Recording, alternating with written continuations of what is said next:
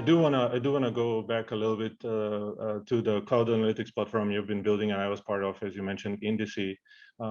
I saw a pitch recently of another component of another product that almost looks exactly like what we were trying to do over a decade ago at Indicee. And I was chatting with my co-founder and CTO Milan. He was part of Indicee at some point as well, and he was like, "This looks exactly like what Indicee was trying to do." So in way, you can argue Indicee was a little bit early, ahead of the time, with the idea of automatically getting the data integrated and modeled so you can make the dashboarding and reporting easy. Is there something you would do differently now than you look back a decade later? Whether it's the technology, the business model, the product functionality side, if you would go back, would you do it all over again, or would you approach it differently? Yeah, I mean, look, hindsight's, the classic saying. It certainly, I would do things differently, but I do think there was sort of a little bit of that perfect storm that we talked about. So I think that one of the things that we did with one of the struggles that we've had in the analytic BI industry was that it was always very technology, IT, very centric around software developers. Like our play in the Crystal world was very software developer centric.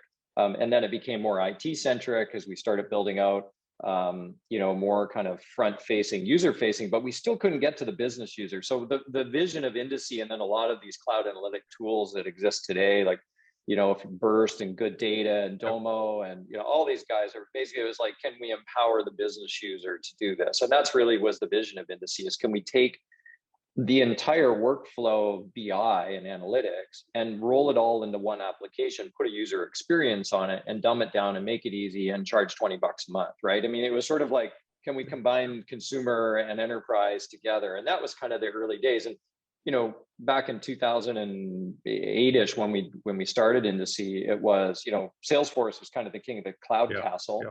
And there really wasn't any other player. So we were very early in the market. So, we were venture backed. It was kind of the exciting new industry. So I think a lot of times when you're building these companies, timing is everything, right? So the question is, why now? I think we were just early. We had a good exit. Did we get $1 billion exit like Looker? No, or whatever the number was. But what I will say, to your point around the pitch, is that if you look at Looker and you look at what our pitch deck was, it's almost verbatim exactly. And in fact, after, I got a pitch deck from Looker after we exited Indicee, and someone sent me a VC sent me a pitch deck and said, "Look familiar?"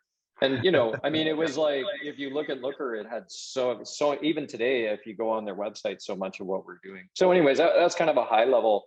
I think there was a lot of players all trying to figure this out with similar ideas, is that, can we dumb this down? If I was to rewind, I would probably get more focused, which is what I tell all my startup founders now that I work with, is, we were trying to boil all the oceans, right? And I always think it's like, if you were just to do one thing, what would it be? And what we were really good at, which, was on the data access, aggregation, modeling, getting the data set up for people to be able to do analytics on it. I think we would have been better off just cutting off our user experience and focusing on the modeling side of it, and potentially, very, very early version of a Snowflake, or something like that, like, kind of a 2010 version of a Snowflake, where, you can kind of put data in the cloud, model it, and tell that story and really double down and focus on it. Because I think we were really strong at it, and we had a whole bunch of people from Crystal that were really good at this stuff. And that would have been a great place, I think, to be, rather than trying to solve the entire problem. Because I think a lot of people have tried that, and they've raised hundreds of millions of dollars, and the businesses, quite frankly, are upside down, and they're there's no ROI on these things.